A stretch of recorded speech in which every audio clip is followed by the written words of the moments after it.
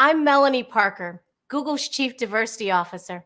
Thank you for joining us for Equity Talks, part of our equity learner journey to more deeply examine and understand social injustice through dialogue.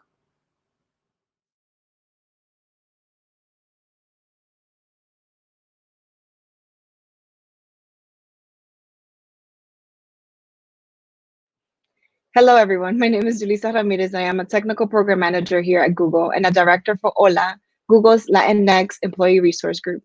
Our panelists today are scholars and activists from various parts of the Americas, including Peru in the South, Honduras Central, Dominican Republic in the Caribbean, and the United States in the North. Our conversation will be framed around the topics of recognition, justice, and development in alignment with the United Nations Decade for People of African Descent. Thank you so much for joining us today. Okay, let's start with some introductions. Dr. Luis, would you like to go first? Hello, everyone. My name is Luis Paredes. I am a Director of Institutional Diversity at Bridgewater State University.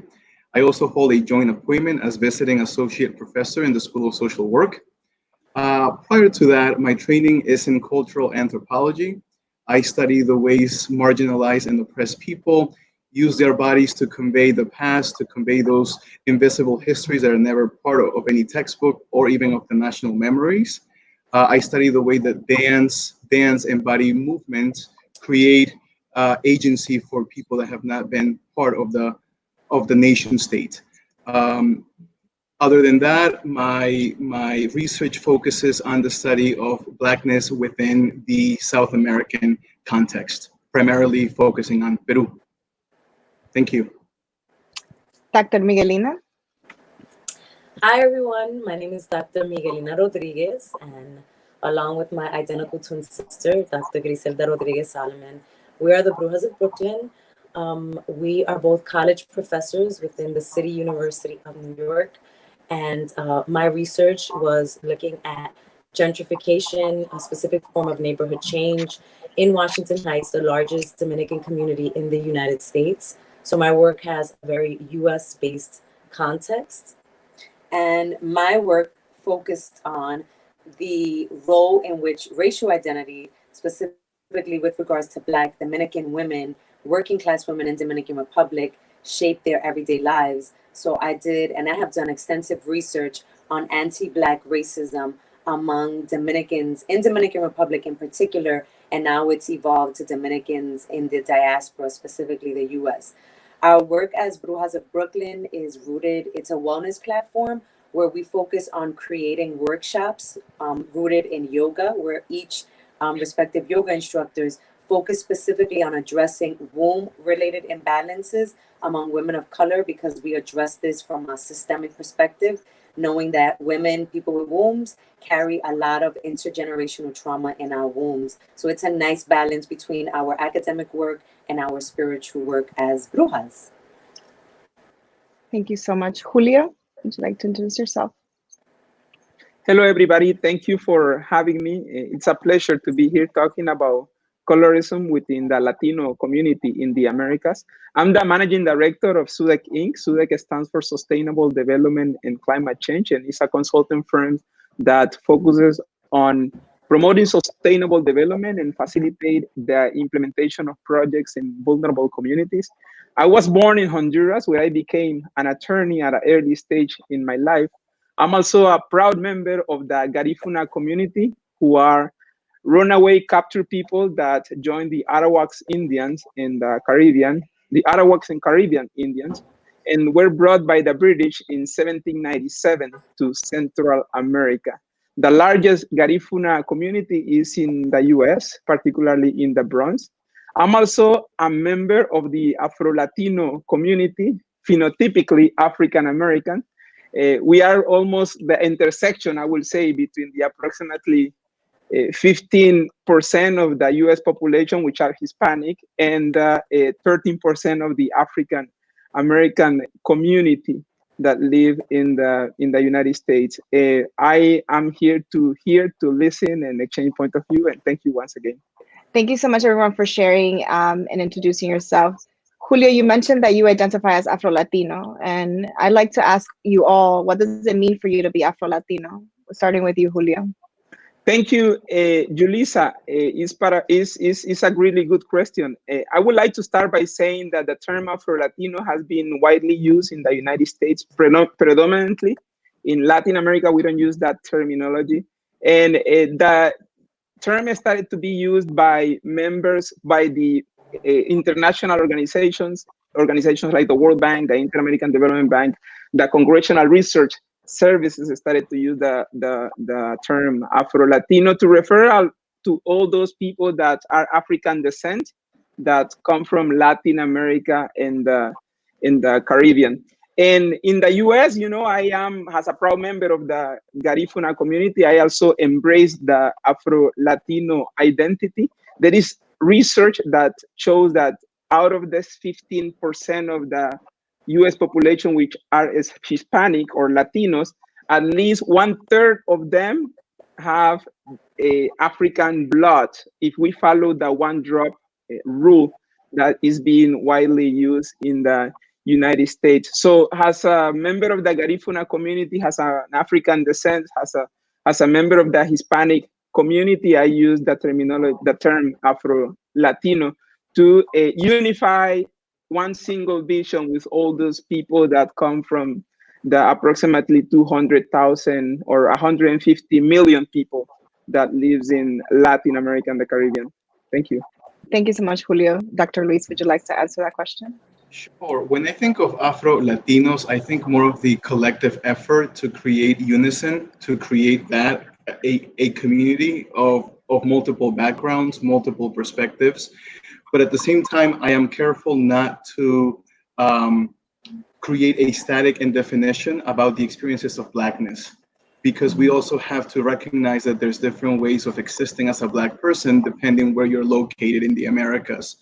So for me, Afro-Latinos is more of a US-based movement that has served as a way to explore the differences within the Blackness that exists already in the United States. But at the same time, we have to think of the Afrodescendientes, which are the people that continue to resist oppression and racism in different localities of the Americas. So for me, it's also the possibility to celebrate resistance through activism and through performance.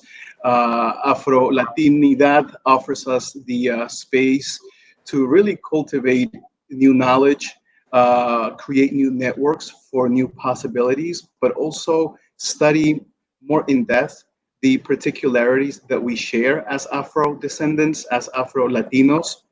There's more similarities than differences, but we also have to acknowledge the individuality of these communities, and how slavery and then racist policies have been continuing to affect these populations over the last couple of decades. That is what Afro-Latinos means for me in a nutshell. So thank you. Dr. Miguelina? So for me, being Afro-Latina, it's multifaceted, as Luis said. It's for me, it's almost like an identity of resistance, being Dominican women where Blackness has been denied, it's been shunned. The dictator Trujillo tried to kill off Blackness in the Dominican Republic. Identifying as an Afro-Latina is an act of resistance. I also am really clear that I'm Afro-Latina, I'm also Black, because for me, Afro-Latinidad is not a way for me to embrace the diversity that is an island like the Dominican Republic, but then still continue to shun Blackness, because in the US context, people say Black and they think African American. And as people of Latin American descent in the US, unfortunately, sometimes our communities have othered African Americans. So in order to kind of shy away, people may say I'm Afro-Latina, but they won't say they're Black. And Griselda and I are very clear that we are both. And it's a way to embrace the fact that fortunately and unfortunately, Blackness in the Western Hemisphere started in what's today the Dominican Republic and Haiti, being a slave port for close to 200 years before the United States became involved deeply in the transatlantic slave trade. And unfortunately, it was an atrocious event, a genocide. But fortunately, it created this beautiful culture that we now have, and that we're personally embracing as Black Dominican women.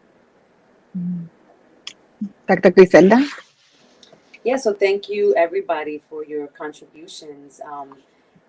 For me, Afro Latinidad, it is a form of resistance because of the historical anti-Blackness that has been seeped into the entire Latin American region, the entire Western Hemisphere, if we really look at the way white supremacy works. So I think to be of Latin American descent and embrace Blackness in a very profound, embodied way itself is an act of resistance. And this is not new. Like, people of Latin American descent in the US have been claiming their Blackness in a very profound way for decades, right? For decades. If you look at Schomburg, Arturo Schomburg, if you look at Carlos Cooks, these are people, various people of the Young Lords movement of the civil rights era in the 60s and 70s, especially in New York City and Chicago. So as a Afro-Latina, I claim this identity as a form of reclaiming parts of myself that have been denied. So it's a remembering, it's a reclamation. And I appreciate both Julio and Luis differentiating the reality that Afro-Latinidad is not as explicitly embodied and organized around across Latin America as it is in the US, but it makes sense because of how bifurcated the US racial system is. Either you're Black or you're white. Obviously, there's brown, there's Latinx, there's South Asians, there's mixed race folks. But I think that Latinx people in a US context have been really pushed to look at our Blackness in a way that may not necessarily be the case in Latin America. But there are people historically that have been fighting to claim their Blackness across Latin America since the colonial domination began in 1492. It's an identity that I wear proudly, and it's also one that I think we want to be clear on. The Brujas of Brooklyn are also clear on. Julio, you touched on it earlier. Is that Afro-Latinidad is contextual. Luis, you mentioned it, where you can be considered mixed race in one context but Black in the other. But we also know that in the US, Afro-Latinidad has a different, people have a different experience based on how they embody Blackness. People of a darker hue have a different experience with Blackness than, let's say, people of a lighter hue like my sister and I, but it doesn't negate the reality that we have our own unique Black experience that deserves the space and the attention to address some of the injustices that we've experienced. I love this. So I myself, I was born in Dominican Republic, and I also identify as Afro-Latina from as far as college days. But you bring a great point, which is who gets to claim Blackness? Sometimes I myself feel inadequate in certain rooms and in certain conversations because I want to acknowledge my privilege as a lighter skinned Black person. So how do you guys tell me a little bit more about who gets to claim this and how do we define this? That's a hard question. I think that it's a great question, especially now that this conversation on Afro-Latinidad, it seems to have taken a bit more center stage. And I think that it's important to acknowledge that in the United States, the Black experience is overwhelmingly an African-American one. And there's no denying that. As people of Latinx descent, we have a lot to be thankful for of our African-American family, because the civil rights era paved the way for us, where, when Lyndon B. Johnson and Martin Luther King Jr. signed the Civil Rights Act in '64, that created the Hart-Celler Act, the Family Reunification Act, which brought people from all across Latin America, with the exception of Puerto Rico and Mexico, in large numbers to the United States. And that would not have happened without the blood, sweat, and tears of our African-American family during the Civil Rights era. And I think because of that, this conversation about Blackness within that Latinx community, it can get really complex. It's a slippery slope because we want to acknowledge the struggles of our African-American family, but not take away from the reality that we are still Black, right? We have to start kind of like opening up expanding our horizons and looking at Blackness within a global context. Because the thing is with Afro-Latinas, Afro-Latino folks, like, we're here and we're getting louder. And I don't want to see this like divide where it's like, well, you're not Black because you're not African-American, or you're not Black because you're too light skinned. if we came together, it would be significantly more powerful than dividing us. Again, as my sister said a few minutes ago, it is still important, right, in a state of balance to acknowledge that our darker skinned sisters and brothers and family members from across nationalities have a significantly different experience, right? Just phenotypically showing up. And, for our brother Julio on the panel, he walks into a room, people, before you speak, people would not assume you're from Honduras, right? And your treatment will be different. Fortunately and unfortunately, you start to speak Spanish and the conversation starts to shift a little bit sometimes, right? My sister and I walk into a space, a lot of times we don't have that. It's like people are like, oh, if we're ambiguously race, we're like either from East Africa or parts of North Africa, or India. definitely Latina. The default is not like Black African American. So I think that this conversation is interesting. It's important. And who gets to claim Blackness? That conversation needs to happen on a global stage, and it needs to have a lot of love laced in it. Because what oppression does, then Gri and I joke, it's tongue in cheek, like it becomes the oppression Olympics. Like, you're not as Black as me because you're not as dark. You're not as Black as me because your hair doesn't curl the way mine curls. You're not as Black as me because you're not stopped every time by the police. And those are real lived experiences that we need to acknowledge and bring central to the conversation. But we also need to expand it again. And at the end, who gets to claim Blackness? It's like, with the exception of, honestly, like, white people don't have a right to tell us who's Black or not. I think people of Latinx descent can also claim their Blackness as long as they're acknowledging, again, the lived experiences of people across different hues. Because look at our brother Luis. Luis may have a very different experience as a like lighter skinned man in the US, but in Peru, you are probably one of the darker ones, because Peru has this relatively mixed population. So it really does vary.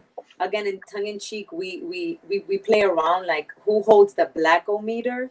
This is a question that we have been grappling with for almost 2 decades. One thing that we have to acknowledge for ourselves, I don't know about the other panelists, is that we came into our Blackness as we were coming of age. Like, we didn't grow up in a Black affirming household. We grew up in an African American neighborhood, and that fed into our identities now as Black women. We grew up in an anti-Black home. Don't bring a dark man to my house. Don't mix with those morenos, those Black people out in the street. If we wore something, or you want to be Black like those people. And unfortunately, we've had to do a lot of healing around that. So we acknowledge that, but we've had to face the Blackometer a lot in college, in our respective workplaces, sometimes in our own dating experiences. And I think that in our heart, Black is a phenotypical identity, but it's also a consciousness, right? It's an understanding that Blackness is global, but the root of our Blackness lies on the motherland, which is Africa. And that unless you acknowledge the presence of the motherland, Africa, as the source of our existence, then for me, that's not a Blackness that to me is valid. I'm keeping it real. But we can get deeper, as Miguelina has said, that, people isolate Blackness to phenotypically dark-skinned people, and that's understood in a white supremacist country like the US and the world. But if you look across the diaspora, especially on the continent of Africa, the continent of Africa is not phenotypically homogenous. There's people like me that are African, and there's people, dark, very, very dark, that are also African. So I love this conversation because it's very healing, because it has really pushed me and my sister and so many other lighter skinned Black women. Julissa, I'm going to acknowledge you in that you kind of like even struggled to say that, because honestly, I'm also like, okay, yes, I am lighter skinned compared to other people, but then compared to some of my family members, nosotros somos la morenita, la negrita, right? So it's like, it's very contextual. So I'm happy we're having this dialogue. Thank you so much for that wonderful insight. Dr. Luis, would you like to contribute? Sure. This is fantastic. I am so happy that this conversation is happening, because we can see how it's turning to become multi-layer. So I'll try to give a description about what's going on, right? So Paul Gilroy introduces us to the Black Atlantic, right? And how Black populations around the globe share particularities. And one of them is performance, and the other is slavery, right? So we have those two platforms that Black people share around the globe. In the context of Peru, we have this thing called silent racism, where people are oppressed and or marginalized based on appearance, right? The idea that we are a mixed country, that Peru is a mestizo country, um, doesn't have space for anybody to be racist, right? Because of that same idea that everyone is mixed. But then I also grew up with these terminologies or these expectations from my family, such as mejorar la raza, right? I would have to marry someone lighter to better the race. And that's really sad to me because this is really internal colonialism, right? This is kind of my own people hating who they are to some extent because of the colonial social hierarchies that were left over, right? As part of the colonial project.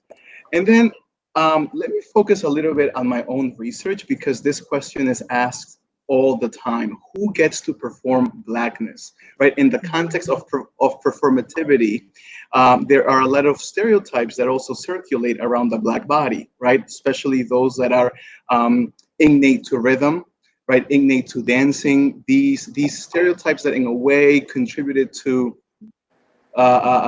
validating the presence of Black people, but at the same time, it created a very reductive, almost folkloric identity for Black people in the case of Peru and in other parts of Latin America. But when it comes to performance, well, one is that you have to get my book.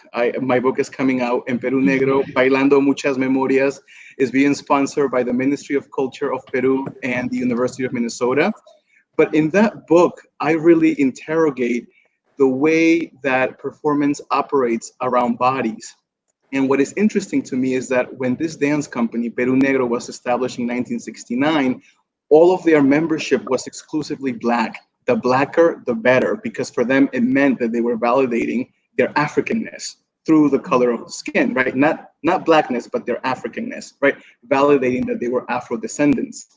But over time, because of mixing, of social mixing, Blackness has been watered down, if you will, in Peru. So now a lot of the dancers, a lot of the musicians are not necessarily Black phenotypically looking, right? They're more looking like me, for example, right? So who gets to perform Blackness?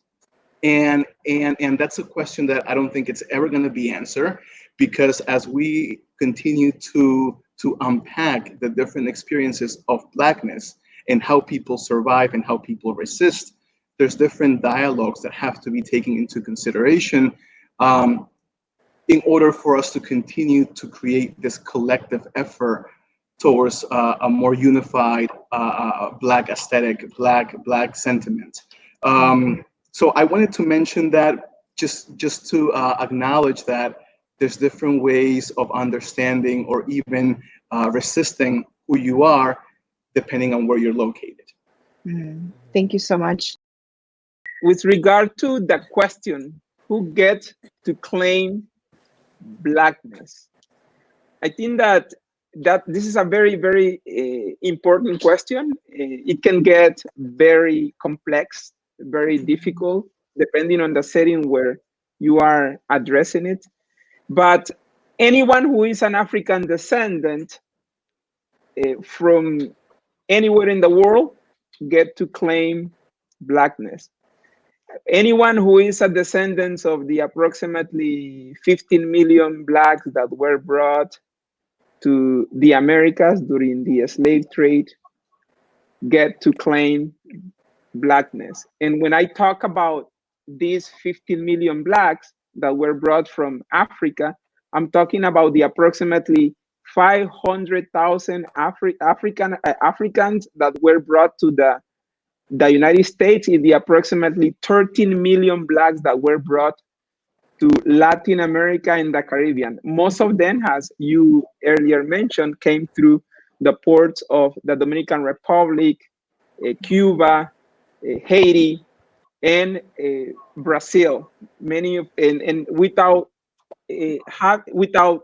undermining or not mentioning the relevance that has Colombia, because Colombia is the country with the largest Black Hispanic population in the world. And this is what has made this a very difficult conversation is the fact that in most of the educational curriculums that we have throughout the whole hemisphere, Blackness has not been taught in most of the schools in a way that made us proud of being Black. Now, I want to thank the entire Google team for bringing this to our attention. And I think that things are going to start changing because of that.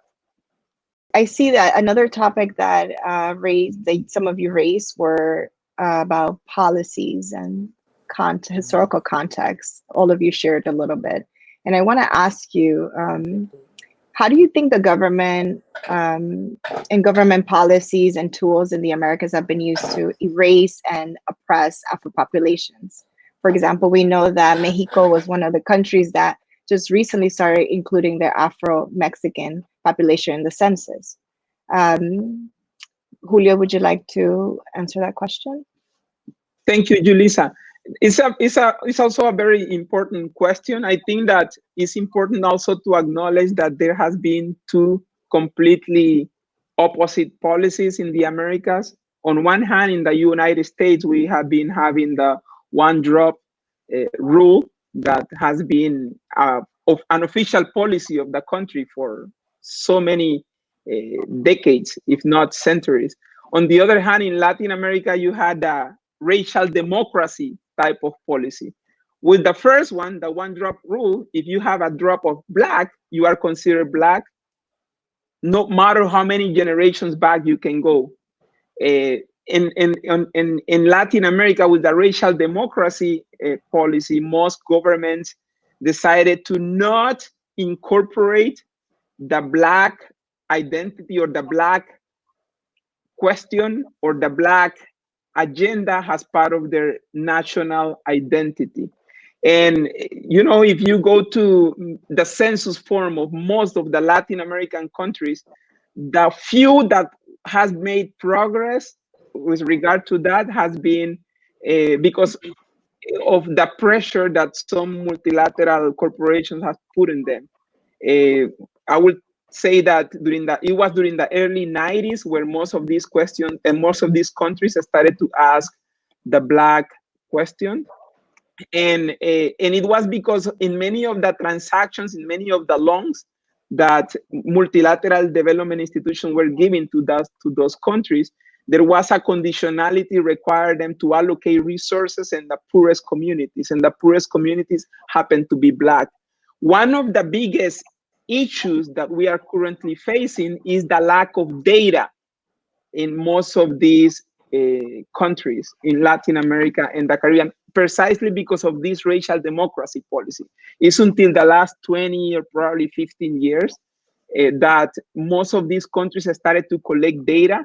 But up until today with COVID, we are not able to see countries classifying the information by race and ethnicity.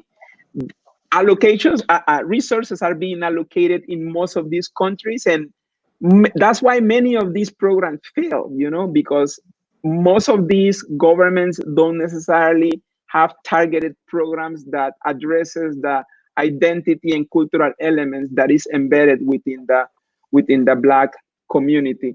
At the corporate level, at the government level, during the 90s, there was a movement toward including the Black identity in many of these countries. If you look at the agenda of most multilateral development institutions, just to mention one, the World Bank, you will see that many of them started to create offices to deal with the Black agenda. They created offices to deal with issues that have to deal with indigenous people. They created offices to deal with women issues, and the list goes on and on and on. During the early 2000s, most of these organizations started to shift that dynamic and started to create what they call the diversity office. And it was also an effort to water down all the progress that has been made with regard to the addressing the issue of the Black identity in the Americas. Hopefully, because of the Black Lives Matter movement that is taking place, we're gonna be able to get back to it. But I think that we still have a long way to go. Thank you. Dr. Miguelina, I know that you do some policy work. Wondering what your answer to this question would be. Yeah, I focus mainly on housing policy in the United States. specifically after World War II with suburbanization. And the Latinx community, we're very nuanced and we have a very complicated history within policy because we are this racialized ethnic group where on media, in education, we're presented as white and sometimes indigenous. Very rarely are we presented as Black. But then you look at the education system in this country, it's still very heavily based on this racial binary, this Black and white dichotomous nation. And then people of Latinx descent, we're honestly not educated enough to understand the role that we play or where we fit in. Like I teach in a urban sociology course, and the very first day I put 2 words on the board. I teach in a heavy Latinx community college in Queens. I put the word Latinx and Hispanic, and my students are like, it's the same thing. I thought it was the same thing. I didn't know there was a distinction. There's minor distinctions that needs to be highlighted, but that's besides the point. The education system in this country doesn't teach us about racial categories when that's central to the census that provides resources and provides funding to your community. A lot of Latinx people default to white or they default to other, right? And there's rumors. I have to get references on this, but the rumor is that if you check other in the census in the United States, you're defaulted to white in the racial category. So this is complex for someone like Griselda and I that identify as Black. I check Black, but what about the millions of others in this country that do not identify as Black, but they don't identify as white?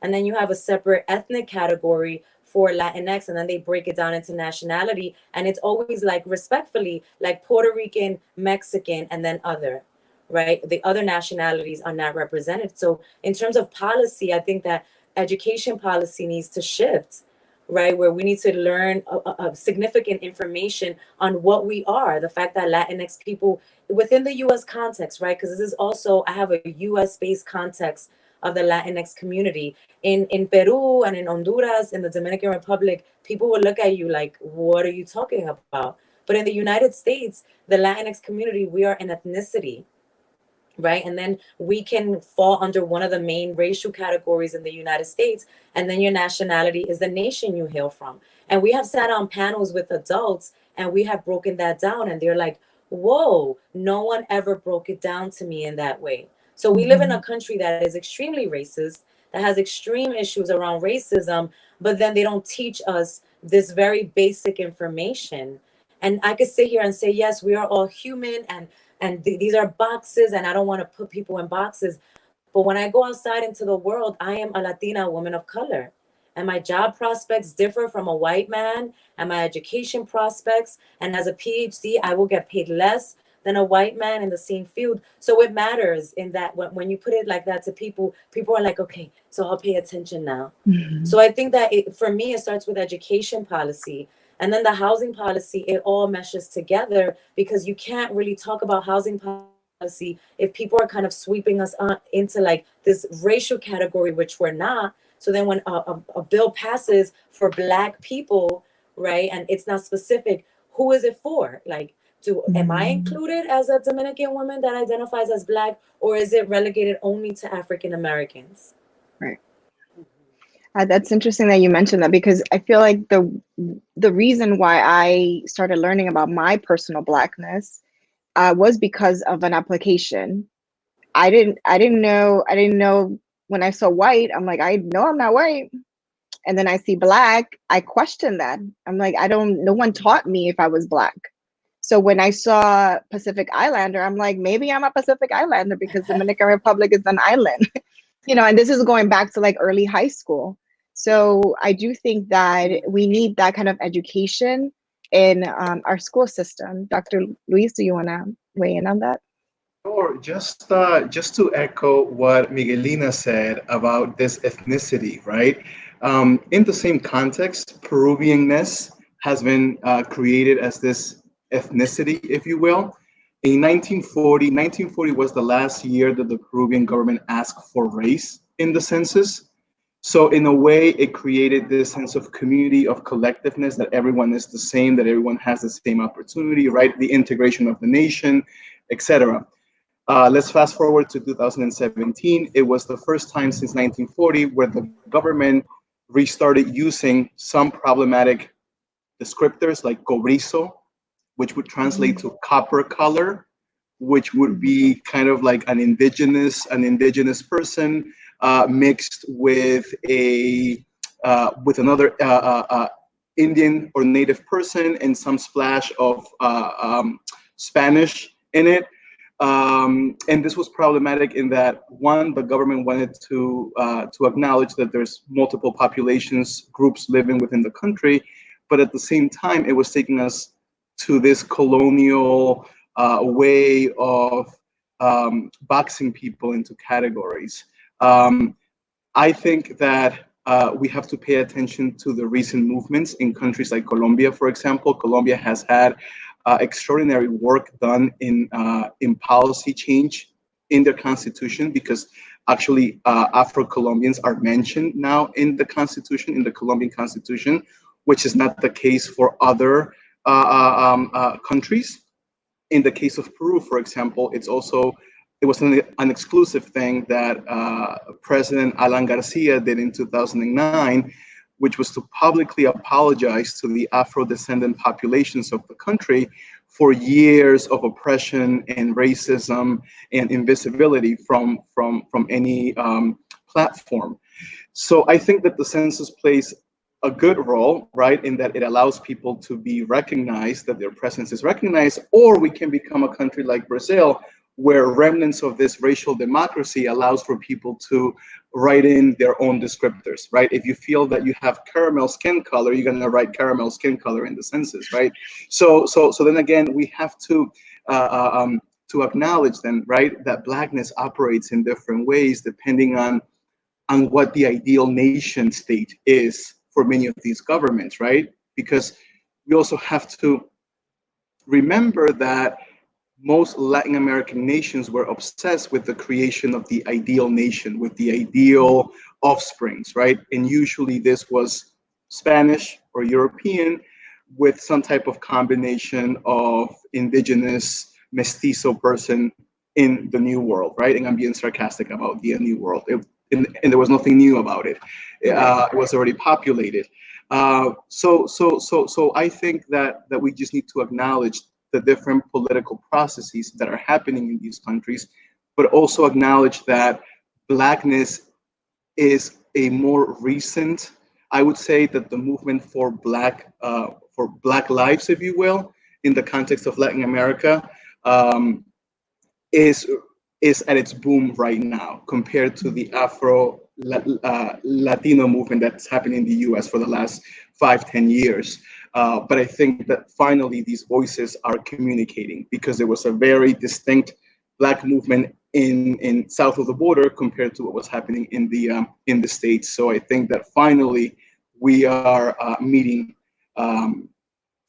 platforms, and hopefully we can continue the collaboration. I just wanted to add that in this conversation about policy, it gets really complex because you have people in terms of immigration, immigrants from the Latinx countries, where there are certain policies about identity. And Luis, you touched on this.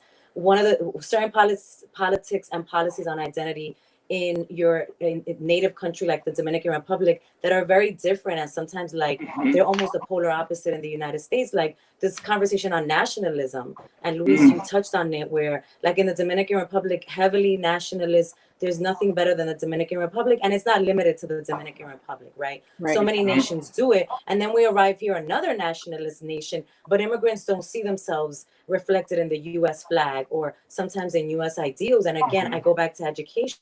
There's no education to remedy that. Like when I teach my college students and I ask them, so what do you identify as? They're like, yo soy ecuatoriana, yo soy mexicana. And I'm like, okay, and what else? And they don't even know that something else exists, because they're framing it within the context of Mexico and Ecuador, not understanding that doesn't, in certain cases, it doesn't really matter. It really doesn't matter. Like what matters is, like, fortunately and unfortunately, your race and or your ethnicity.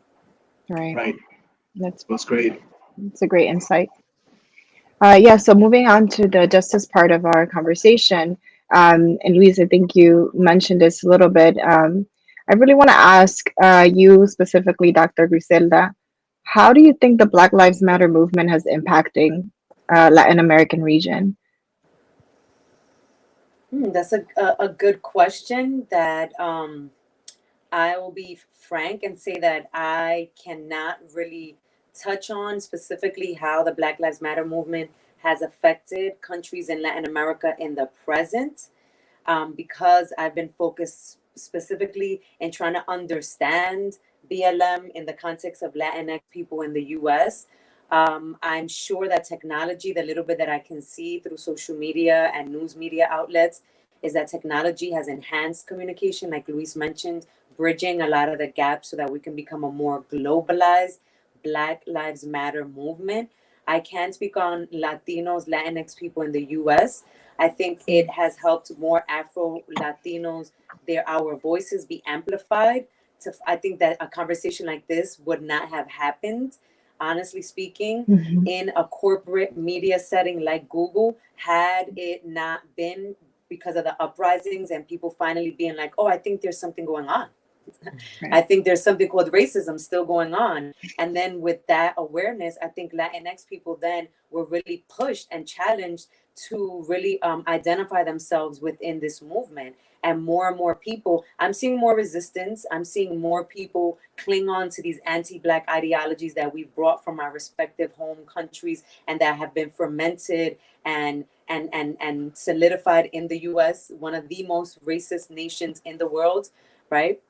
But I think that Latinx people in the US are really being pushed to acknowledge our internalized racism and then really position ourselves as either allies or central to the Black Lives Matter movement. So, for example, when I see headlines that are like Latinx people for Black Lives Matter, is like, it kind of seems oxymoronic, but like Miguel mentioned, we Latinos are a multiracial ethnic group. I understand that there are white Latinos that do Right. not identify as Black, are not identified as Black, and do not have a lived experience of a Black person, no matter the shade of brown that we are. So I think that it's important, like Miguelina reiterates, with education, just continuously being exposed to information about the ways in which we're de-racialized in our home countries and then hyper-racialized in the US, which creates then this almost like schizophrenia of sorts, right? Which is very interesting.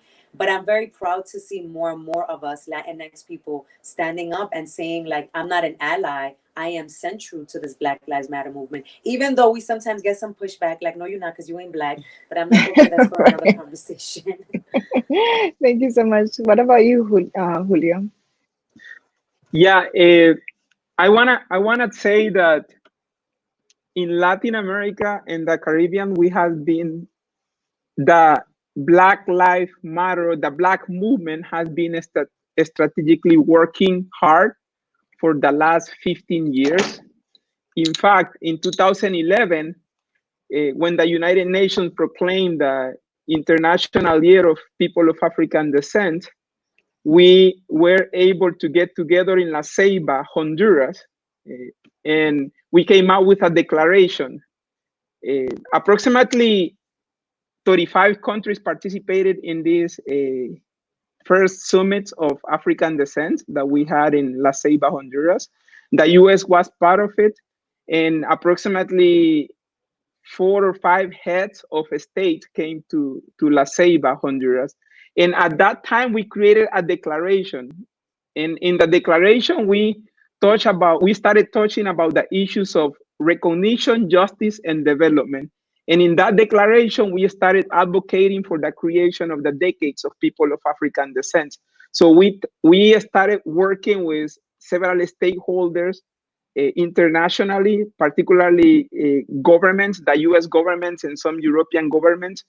And we started advocating for a decade of African descent. That was the first element of the declaration. The other element of the declaration have to deal with creating a permanent forum within most of these international organizations, including national governments, to deal with issues that African descent faced throughout the whole hemisphere.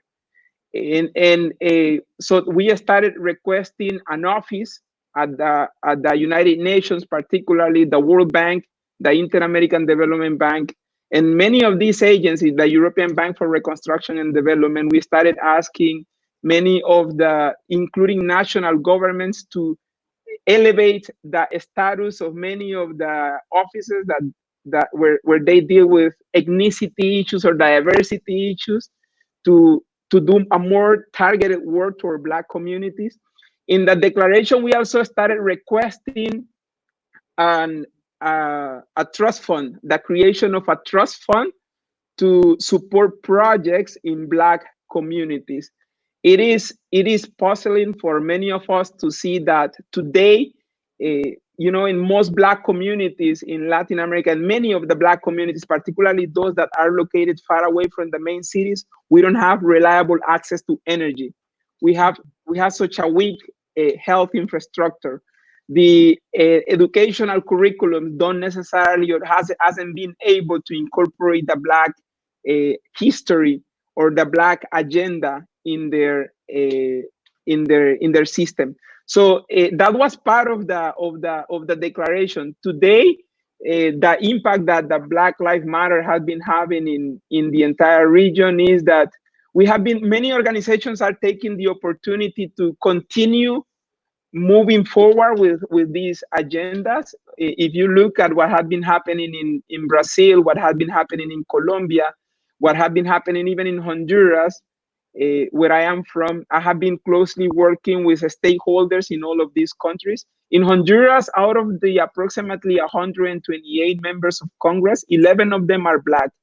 Similar number we have in Colombia, approximately 11 members of the Colombian Congress are Black, including the Senate. And in Costa Rica, we have a Black vice president, Epsi Campbell. And the list goes on and on and on. And we talk regularly. We have an ongoing agenda, and the Black Lives Matter has been re-energizing the way we deal with many of these issues. And we are also trying to make sure that first we need to acknowledge and sympathize with the African American community, because police brutality is an issue that have to end right now.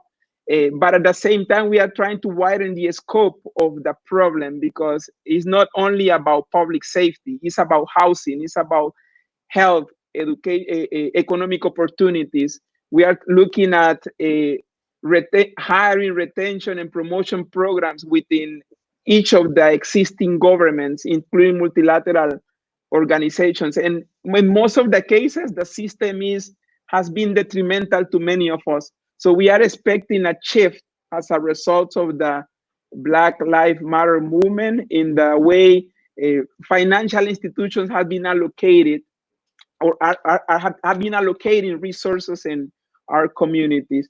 That means that right now, if you go to any of the traditional multilateral development institutions, right, which are the ones that have been providing most of the financial assistance to build infrastructure in our communities, you have to go through at least 45 to 90 people in a specific transaction just to complete the entire process. So I think that companies like Google, among others, can play an important role in creating innovative tools that enable us to identify, prepare, negotiate, and monitor projects that are being executed in our communities. And that's what we are expecting to get from the current Black Lives Matter movement, that I think that we're going to have to continue working on it. We strongly believe that the problem is so complex that we need a lot more than a few workshops, a few seminars, a few activities, which is something that traditionally happens when there is a crisis. When there is a crisis, what many organizations do, they prepare a series of programs, workshops, and seminars to educate their workforce. The second thing that they probably do, they start giving a little bit more light to their diversity offices.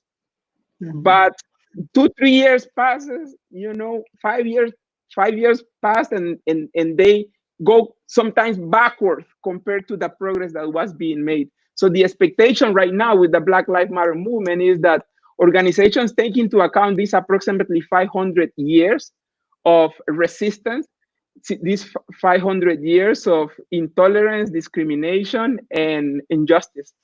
Thank you.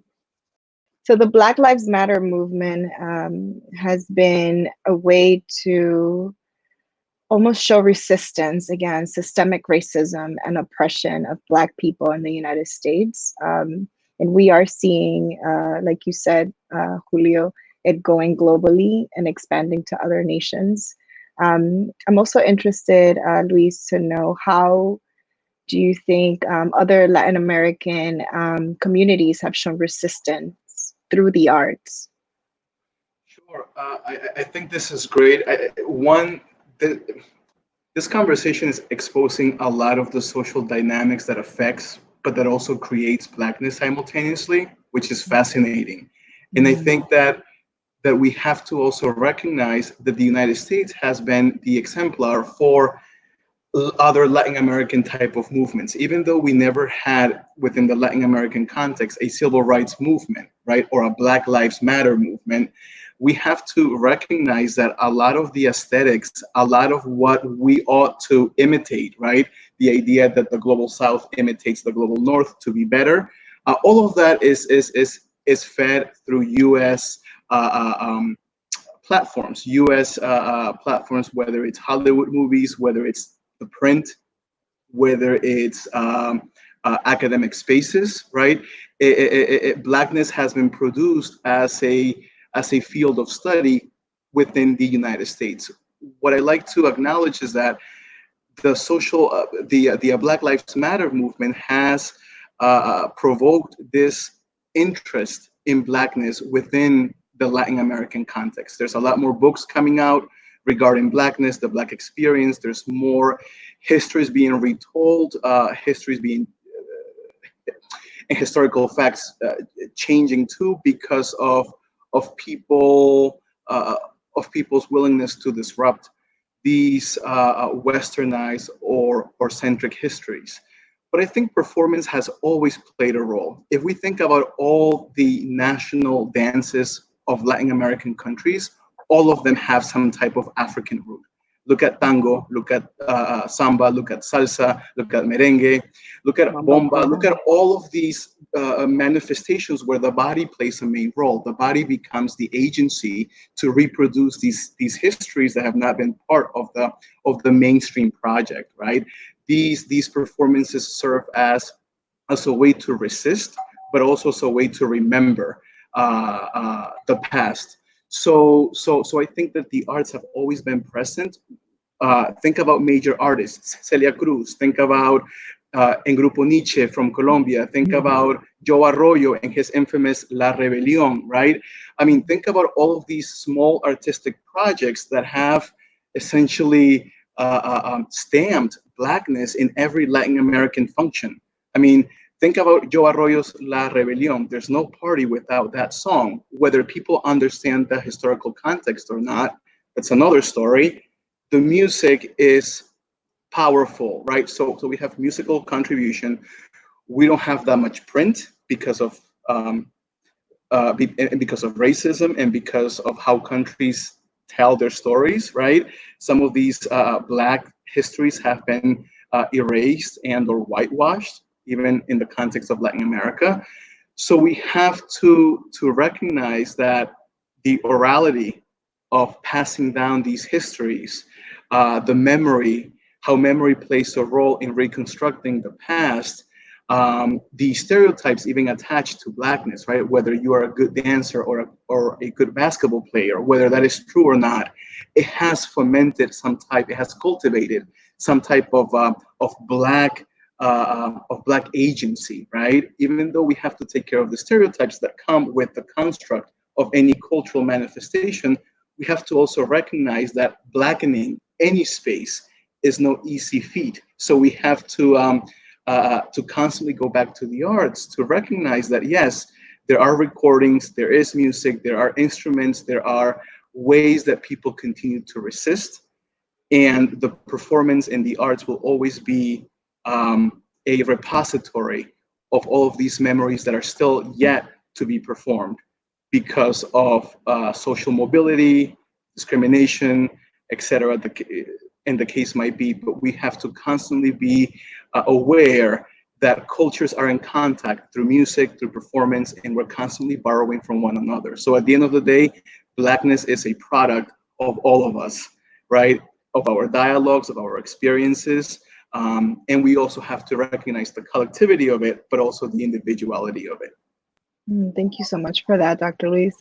Moving on to the development part of our conversation, I'd like to ask you all, starting with Brujas of Brooklyn, how do you guys practice activism through your work or your platform? I think that our very existence as Brujas is activism within itself. Brujas meaning witch. Just when you look at patriarchy and racism, a word that was used to demonize women who were powerful, and it's still used today. Like my hair like this, my family would be like, "Ay, esa bruja."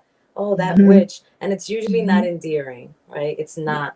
And I think that our reclamation of this identity as women of color, it's resistance in and of itself, because it is reclaiming a very important aspect. As I look over at Griselda's altar, a very important aspect of our spirituality that they tried to kill off, right? The European colonizers tried to kill off, but it was so strong. Like, I love that saying, like, they planted us thinking that we were dead, but we were actually seeds, right? And then we grow, and our generation is reclaiming it. Griselda and I, we're reclaiming our Black and Indigenous identity, because we also have to talk about, right, within Caribbean Latinx people, this idea that like the Spanish and the European groups came and completely annihilated the indigenous populations when they didn't. It's a very small population in the Dominican Republic specifically, but it's still there.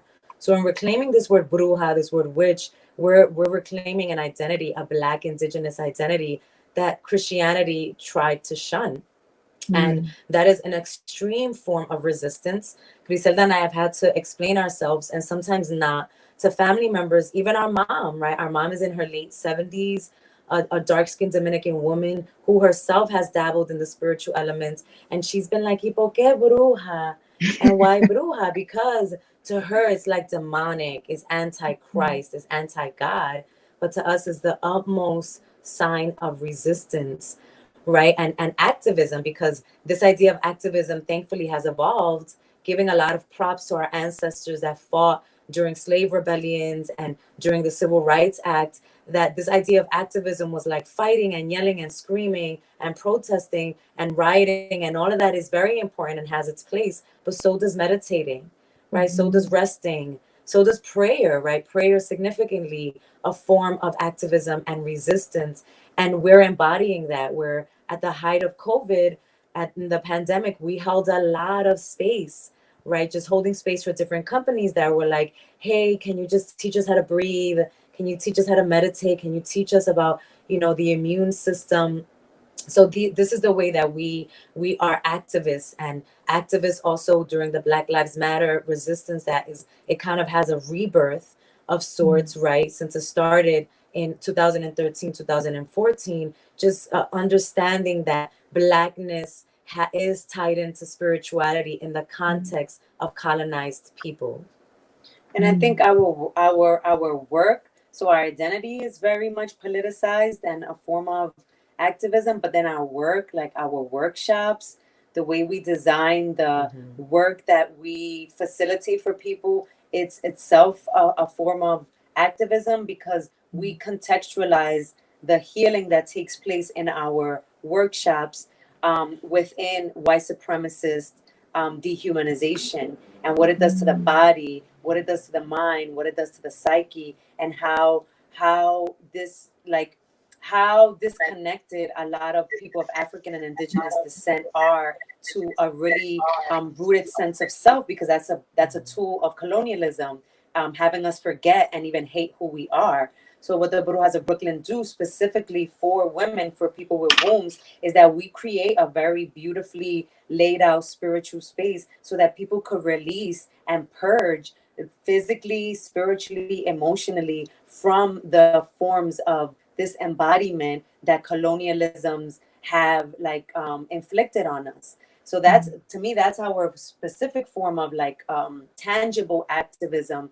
And I think that even though our work speaks to all people, our intention and our heart is very much rooted in the Native American principle of the nations, of First Nations of this landmass, that when healing takes place among especially colonized peoples, you heal 7 generations before and you heal the 7 generations that are yet to come.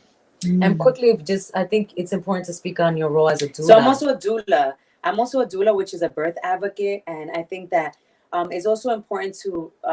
I think Julio, you were talking about one of the issues of development in Latin America and the Caribbean is a lack of data, and in the U.S. we have an immense amount of data, but it's not disaggregated when it comes to Black people. So there's this a very important statistic where this young Black woman just died, may she rest in peace, 3 days ago in a hospital in Brooklyn, that Black women are 4 times more likelier to die during or after birth than our white counterparts. And I'm always interested to understand, where do Black Latinas fit within that statistic?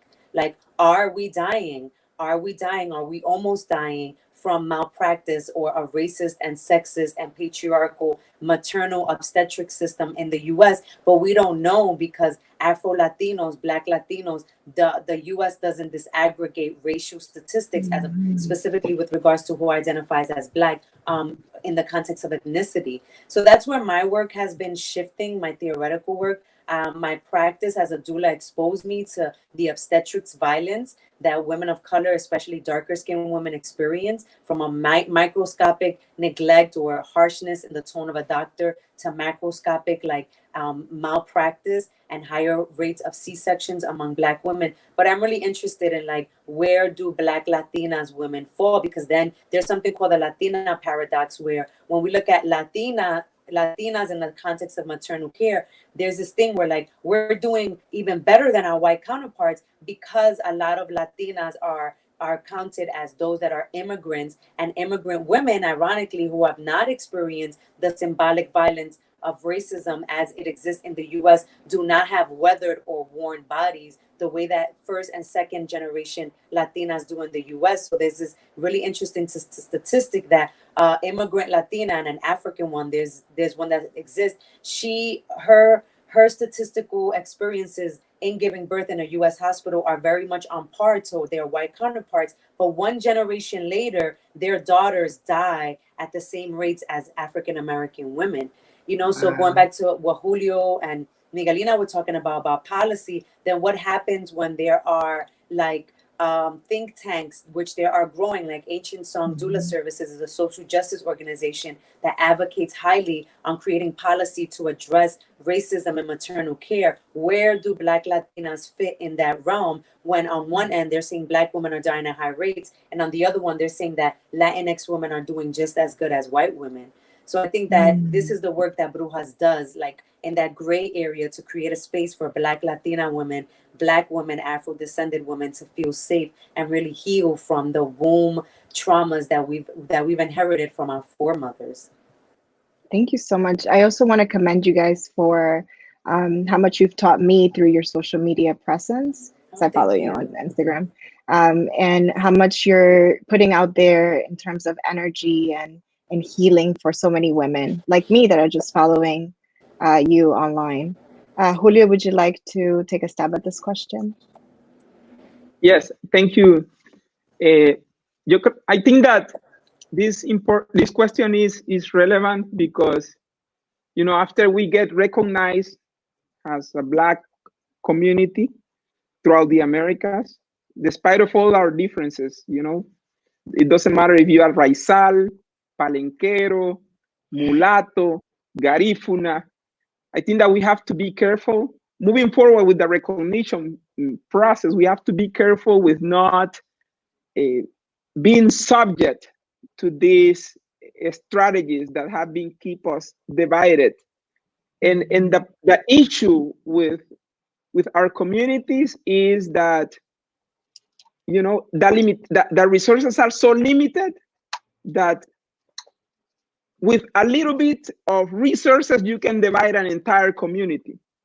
And hopefully companies like Google can help us come up with or implement a unified agenda to make sure that the community stay together. After that, we have to overcome the issue of justice. And when, as I said earlier, justice is not only about access to public safety infrastructures that enable us to feel safe when we walk on the street. It could be in the United States, it could be in Colombia, Brazil, in Honduras. In all of these countries, there has been systematic practices that, have victimized our communities in so many levels, at so many levels. So the whole issue about development for us, to a certain extent, have signified the allocation of resources in our communities, and it has been also a synonym of capacity building or building capacity within our communities.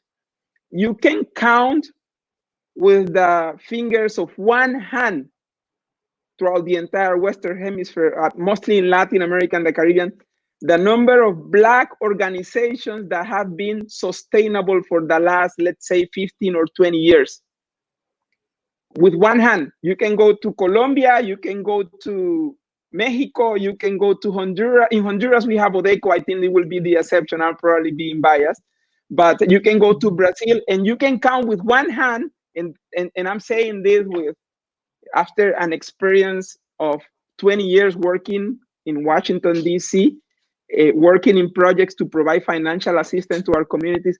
You can count with the fingers of one hand the organizations that have a healthy balance sheet or accounting books that will be able to absorb or capture financial resources above, let's say, $5 million. So the issue of development has a lot to do with building the type of capacity within our communities, the type of capacity within our organizations that will enable us to develop our communities from an educational point of view, from a housing point of view, from an access to energy point of view, which is the very basic. So I think that when it comes to development, there must be a shift in the paradigms that we have been seeing over the last 30 or 40 years, or probably longer than that. Many of the organizations that have been providing the type of financial assistance that our communities receive, and they can be local government, national governments, or international organizations. They have failed to incorporate the type of development with identity that we require. And that happened to a certain extent because of the absence of members of our communities in the decision-making process. Often they will hire you as consultant, often they will have you as a staff assistant, but even in many of these multilateral development institutions, listen, there are 150 million Blacks in Latin America and the Caribbean. If you go to many of these multilateral development institutions, you can count with the fingers of one hand the number of Blacks that have been in a supervisory or management position. So we need to start building capacity, because if we expect that others are gonna do it for us, we can be waiting for the next 50 years. I think that Google, companies like Google can play an important role in that, because through the art that we just described, through the culture that we have in our communities, we have been resistant, and we are very capable. In fact, we have the capacity to bring the entire region, the Americas, to the next level by combining the art and culture that we have with the current digital transformation that is happening in the world. We need more software engineers. We need more coders. We need to take that art into something digital that will enable us to feed ourselves, to feed our family, and to make an impact in the world. Thank you. Thank you so much for that. Dr. Luis, how do you practice activism through your work or your platform? Sure. This is great. One, because again, it's showcasing how multi-layer activism can be. And for example, in my work, one of my challenges studying Blackness in Latin America is that most of the histories and most of the central ideas are centralized in the Black Atlantic, in the Caribbean, in Brazil, in Cuba, become two dominant countries that are able to narrate this blackness. And there isn't much attention paid to the Black Pacific. And I'm talking about Black Pacific going down from Mexico all the way down to Chile. There isn't much attention paid on these localities because there is this idea that blackness or that slavery concentrated in one specific area. So for me, activism means allowing these other voices that are not part of the dominant Black conversation about whether it's aesthetics, whether it's politics, whether it's presence, recognition, development, whatever the case is. There are some communities that have more advantage than others, perhaps because of their closeness to the United States, perhaps because of their respective politics that are involved, right?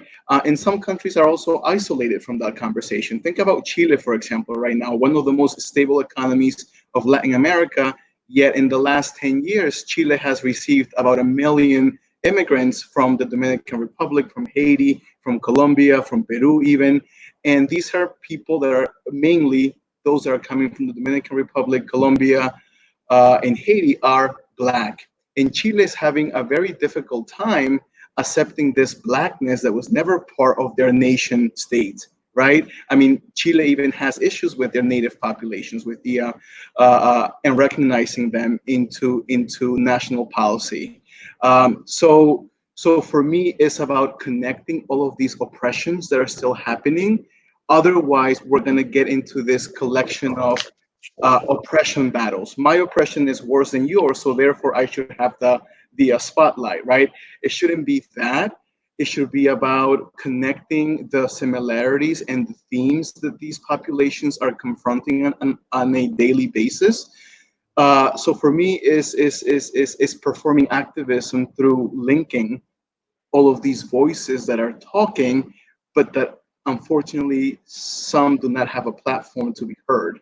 And that's my insistence on trying to continue to connect and forge networks that can support the mobility of people, right? The uneducated will never move out of their space unless they have the opportunity to be projected, to be educated, activated, and then organized.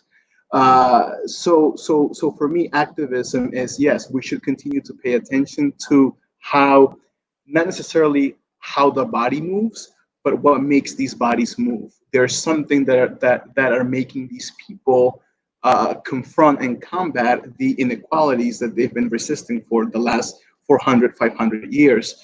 So we have to pay attention to how the body performs, but also how these bodies can be in sync at the same time. That's how I look at my activism. Thank you. Wow.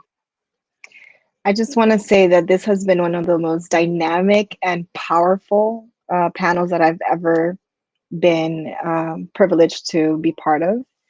I do want, in closing, to end with one final question to all of you. And that is, what is one message that you want your audience or this audience to walk away with from this conversation? Just one thing you want them to walk away with, starting with Brujas. That one message that I would love to leave those that are tuned in is to remember that all this conversation is extremely important, and that the Brujas are committed to social justice, specifically anti-racism, until we're here.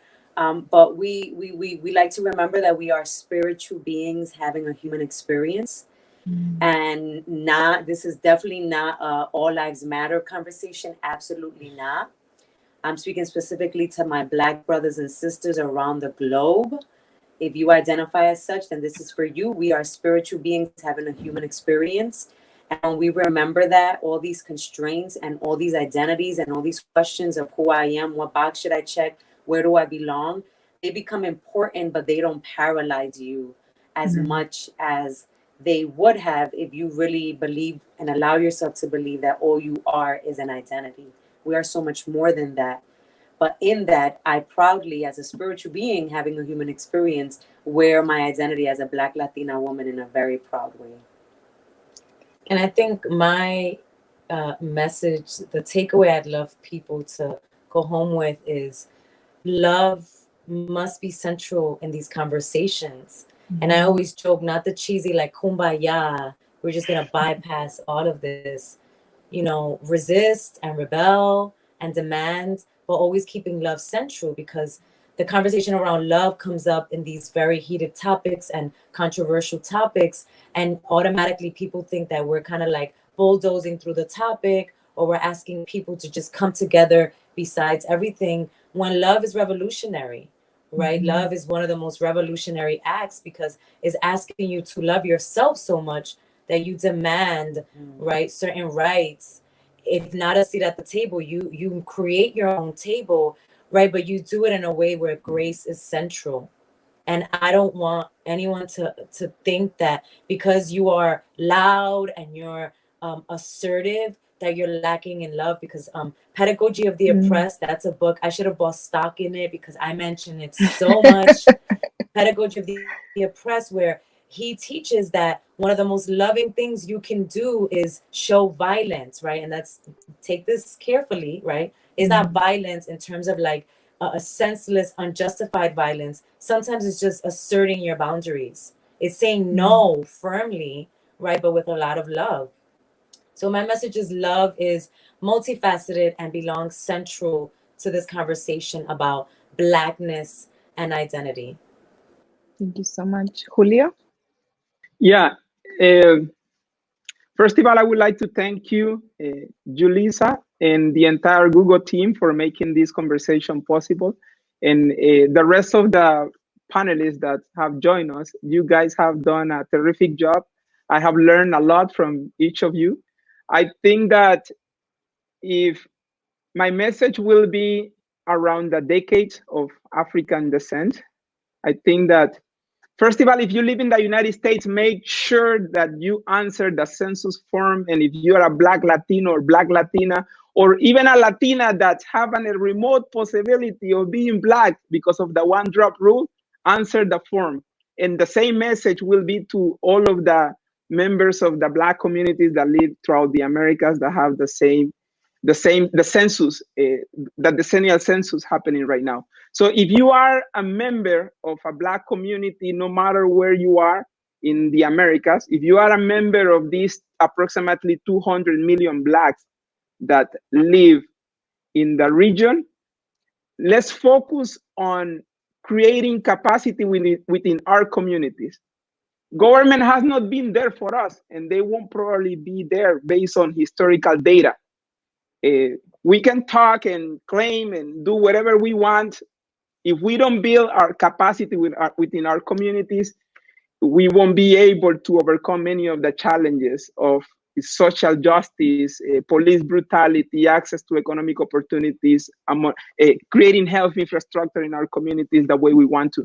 So the other thing that I strongly believe that is important to keep into account is that corporations or organizations that are really serious about having an impact in our communities, they have to create permanent offices that mainstream the Black agenda within their organizations. We are not talking about creating a diversity office with a diversity officer that has six hats on them. They run the women issues, they run the indigenous people issues, they run the Black issues, and the list goes on and on and on and on and on and on, because we all know how complicated this can be. If you are serious about dealing with the Black agenda, create or mainstream the Black agenda across all the departments of your agency. And if you are even more serious, allocate resources, but targeted resources in our communities. We need to collect more data that enable us to promote this sustainable development with identity that we have been asking for. Thank you very much. Thank you so much, Julio. Dr. Luis? Yes, thank you for that question, and thank you to my panelists for also joining me in this great conversation. You know, when I think about our capacity and how we are people, you know, we have fuerza, fe, voluntad, right? Power, faith, and willingness to resist. We've been resisting for so long that this is something that we have it innate in us, for some of us at least. I would recommend people to get in touch with their roots, even though they won't be able to go back to those initial roots, right? Because we've been in contact with so many other cultures and people throughout time.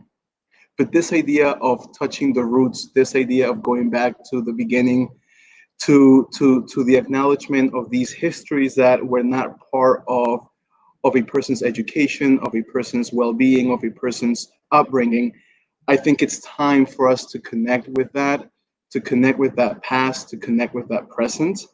I often think about the memories that shape who we are, right? We are a product of those memories, of those stories that were told to us from our grandparents to our parents, especially those of us who come from immigrant families, those of us who are immigrants, right? A lot of what feeds our motives, our resistance, are the histories from the past, right? How they made it so that we can have a better future. It's the same exact thing here. It's the same exact logic. How can we confront the future when we don't even know most of our past? And that's a confession that we have to do, right? We have to acknowledge that we may be wrong, in the wrong, that we may not know everything, but that we have an opportunity to relearn and undo some of these biases and prejudice behaviors and thoughts that continue to limit our ability of creating community and organic conversations. So for me, it's go back to the roots, go back to those stories, um, use that to resist, and use those memories to inform your future. So thank you so much. Thank you. Thank you all so much. That concludes our panel for today. Learn about Google's Equity Learner Journey on diversity.google.com and sign up to learn about new episodes.